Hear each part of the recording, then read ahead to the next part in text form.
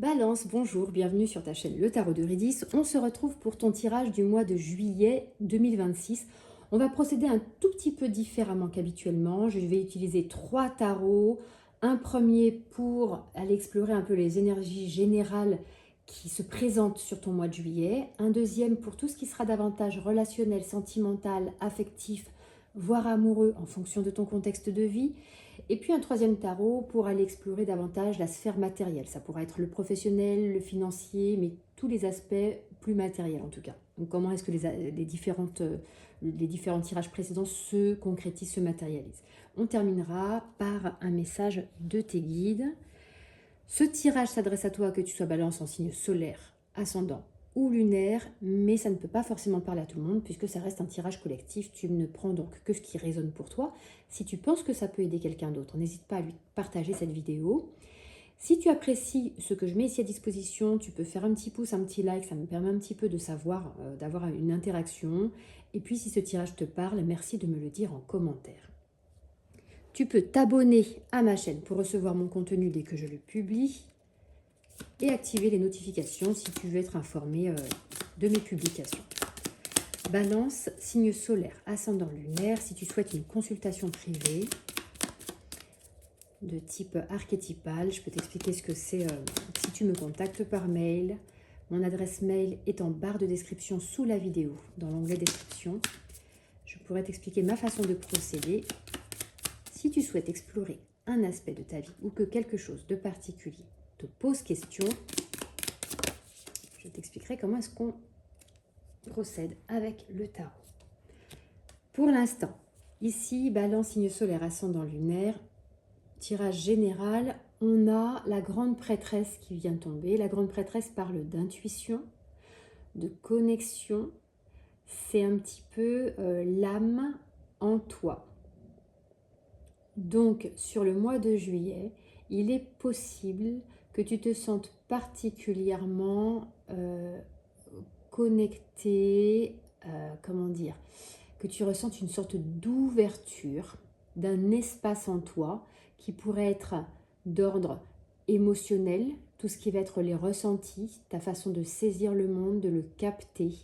Il se peut qu'il y ait une dimension assez spirituelle qui s'invite sur ton mois de juillet, soit dans ta propre lecture du monde, dans ta façon de le percevoir, soit que quelque chose très concrètement en lien avec la spiritualité ou en lien, sinon avec les ressentis physiques, mais en tout cas de l'ordre des ressentis quand même. On est vraiment dans la sensation, dans l'émotionnel, quelque chose qui, par exemple, par le biais d'une pratique spirituelle, vient s'installer physiquement dans le corps. Exemple, si tu pratiques une méditation en groupe ou du yoga ou quelque chose de cet ordre-là. Mais voilà, un lien fort avec ton intuition. Ici, ton intuition, ok, quelque chose peut-être aussi qui se...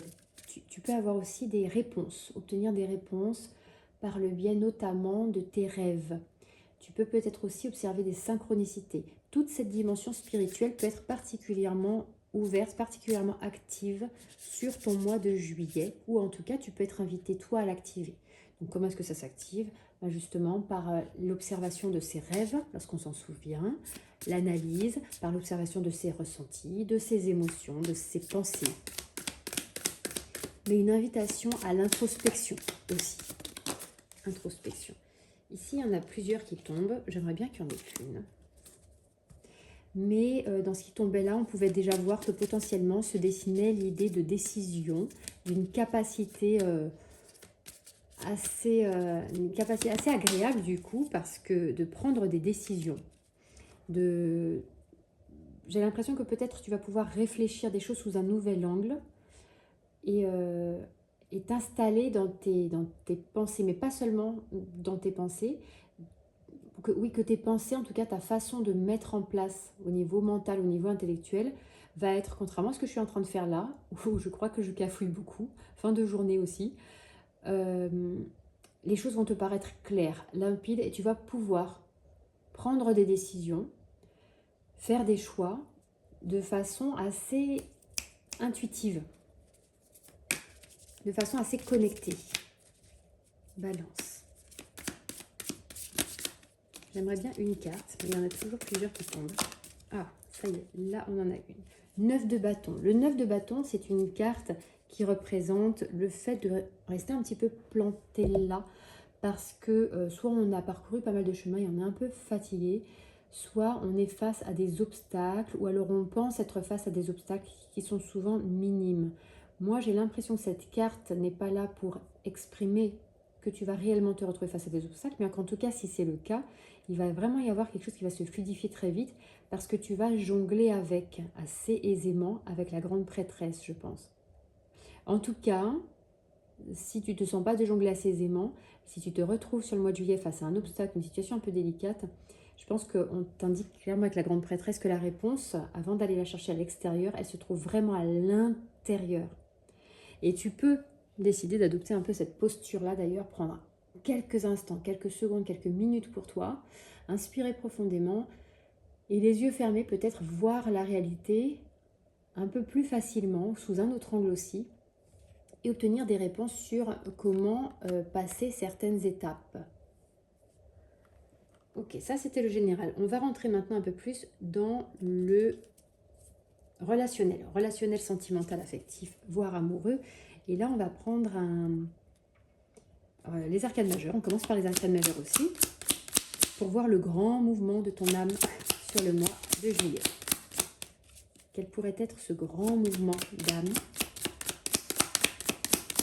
sur le mois de juillet pour toi, Balance, signe solaire, ascendant ou lunaire, juillet 2026. J'aimerais bien une carte sauteuse. Si elle ne vient pas, on ira la chercher différemment. Juillet, c'est la roue de fortune. Donc la roue de fortune, c'est une carte qui parle de changement, de transition, d'une étape, d'un cycle, d'une évolution. C'est l'idée qu'une opportunité aussi se présente, une opportunité de te réaligner. Et c'est vraiment une carte qui va marquer le cheminement en action, le processus du cheminement. Relationnellement, alors on va la compléter avec les arcades mineures ici, voir comment est-ce que ça se précise, parce que ça peut être très très vague la roue de fortune. Relationnellement, est-ce qu'il y a un changement qui s'opère intérieurement? Est-ce qu'il y a un cycle, une transition? Est-ce que tu es entre deux cycles? Est-ce qu'il y a une page qui se tourne et une autre qui s'ouvre, qui apparaît? Est-ce que c'est en relation avec quelqu'un justement qui est dans ta vie, dans ta tête, que tu as dans la tête ou dans le cœur? Est-ce que c'est une vision des choses? La roue de fortune, ici en relationnel, sentimental, affectif, pour les balances. Une précision pour les balances. On a le 9 d'épée. Le 9 d'épée qui tombe à l'envers. Le 9 d'épée, c'est une carte qui parle souvent de stress, d'inquiétude, de doute, d'hésitation. Éventuellement, c'est un peu, tu sais, cette énergie qui peut faire passer des nuits blanches, des insomnies, charge mentale, l'idée d'être à bout, d'être assailli comme ça, de pensées, d'idées, de plein de choses à faire, plein de responsabilités parfois, mais en tout cas, c'est quelque chose qui nous ronge l'esprit, qui nous ronge le cerveau. Cette carte est tombée à l'envers, ce qui veut dire qu'il y a une libération. Il y a quelque chose de cet ordre, de tout ce que je viens de citer là, qui s'en va. Donc, avec la roue de la fortune, la roue de fortune qui tombe juste, voilà, et puis cette précision qui arrive, je pense qu'il est l'heure, sur le mois de juillet pour toi, d'un changement de vue, de laisser opérer un lâcher-prise, un vrai lâcher-prise sur des sujets qui jusque-là te prenaient la tête, comme on pourrait dire familièrement. Et c'est toi qui as les cartes entre les mains du coup, pour activer cette... donc, par quel biais? Ça t'appartient, parce qu'on n'est pas en consultation privée pour venir en discuter et tirer encore davantage de cartes et venir te laisser toi un espace d'expression. Mais en tout cas, cette possibilité, cette opportunité à saisir en juillet, de te dire que tout est tracas, tout ce qui te maintient dans un état vibratoire bas et qui t'épuise mentalement, psychologiquement, eh bien, en juillet, il y a des opportunités qui s'offrent à toi de t'en libérer. Et après, ça va être à toi non seulement de les voir, ces opportunités, mais aussi de les saisir, voir avec la roue de fortune, de voir si c'est à toi de les créer également. Okay. Mais ça peut être davantage un mouvement de lâcher prise ici. Plus qu'un mouvement, plus que de l'action, ça peut être davantage une invitation au lâcher prise. Ne pas faire plutôt que faire. Ne pas angoisser, ne pas stresser, ne pas relativiser, etc. Plutôt qu'entreprendre quelque chose. Ok, on continue avec l'aspect plus matériel, éventuellement financier, professionnel. On a le 5 des épées qui tombe. Peut-être justement qu'il y a ici des doutes, peut-être des petites tensions, des petits conflits au sujet des finances, au sujet de ton activité professionnelle, au sujet de quelque chose de matériel. Donc ça peut être un bien, des possessions en commun.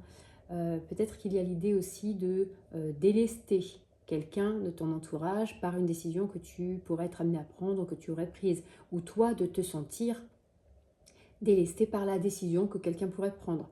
Peut-être qu'intérieurement, il y a cette idée de à quel moment est-ce que ce que je fais est juste et pour qui est-ce que c'est juste et pour moi est-ce que c'est juste et à quel moment est-ce que ce que l'autre fait dans telle situation, à quel moment est-ce que toi tu fais l'expérience de cette injustice, de cette...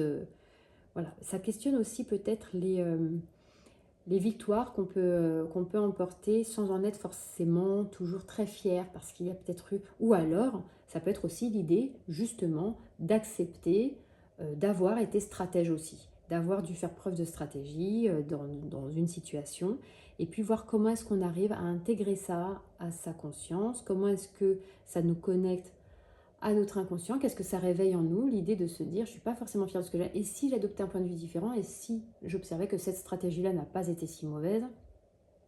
Donc je pense que là, l'invitation en juillet, l'opportunité ici à saisir, est d'aller explorer ces espaces de ta vie où, qui sont connectés, qui sont en lien avec les éléments que je viens de mentionner. Tout ce qui va être de l'ordre de la mise en place de stratégies, la culpabilité, te sentir toi... j'ai dit délester tout à l'heure. Non, j'ai dit délester. À quel moment est-ce que tu as délesté quelqu'un? C'est pas du tout ça que je voulais dire. Je crois que j'ai prononcé le mot délester, c'est léser. Léser. À quel moment est-ce que toi, tu t'es senti lésé? À quel moment est-ce que tu as eu l'impression qu'une de tes décisions pouvait léser quelqu'un d'autre aussi? Il y a peut-être cette interrogation ici qui... Enfin, te poser la question sur le mois de juillet pourrait être bénéfique.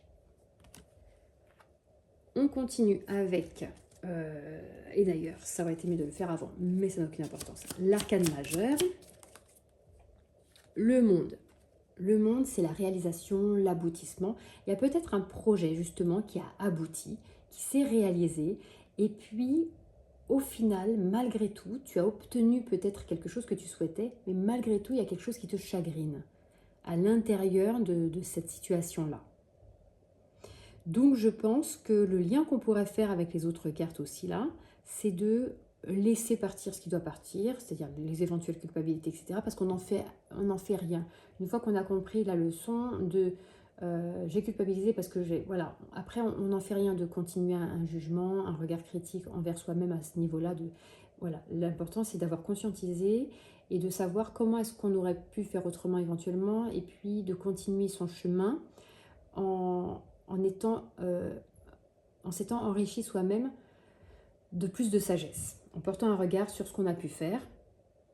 Mais le but n'est pas de se flageller, mais plutôt de prendre une certaine distance et puis de savoir justement quoi faire ensuite. Ça peut être présenter des excuses, ça peut être venir créer une situation de communication avec les personnes concernées, par exemple.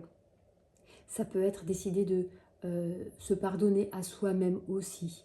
Et puis décider qu'on est d'accord avec, non pas forcément avec ce qu'on a fait, mais avec le fait de ne pas avoir correspondu réellement à notre version idéale qu'on a de nous-mêmes, par exemple.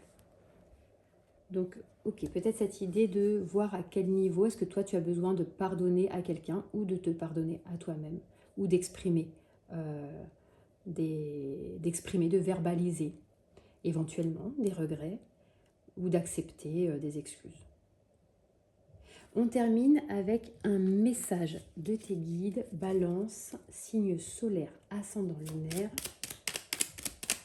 pour le mois de juillet 2026, on a tourne-toi vers l'avenir.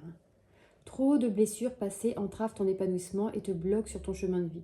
Donc on avait effectivement ce 9 d'épée où je t'ai dit qu'effectivement il y a quelque chose à laisser partir, à libérer. C'est pas la peine de continuer à culpabiliser, à culpabiliser, soit d'être resté trop longtemps dans une situation qui ne te convenait pas, soit d'avoir entre guillemets infligé quelque chose à une personne, que ce soit volontairement, involontairement. D'accord? Tu dois apprendre à chasser les fantômes des temps anciens pour retrouver ton équilibre et le goût d'entreprendre. Et cet équilibre et ce goût d'entreprendre est symbolisé ici aussi. D'accord? Chasser les fantômes des temps anciens avec la grande prêtresse, la méditation, l'introspection qui consiste à oser aller voir nos ombres aussi, notre part d'ombre aussi. C'est un travail courageux mais nécessaire et salvateur. Et puis, les obstacles ici qu'on avait vus pour retrouver le goût d'entreprendre, notamment pour ne pas rester en situation d'obstacle. Ne sous-estime pas ton potentiel. Les échecs d'hier ne préjugent en rien de ta capacité à relever de nouveaux défis. Prends le temps de réfléchir à quoi tu as renoncé.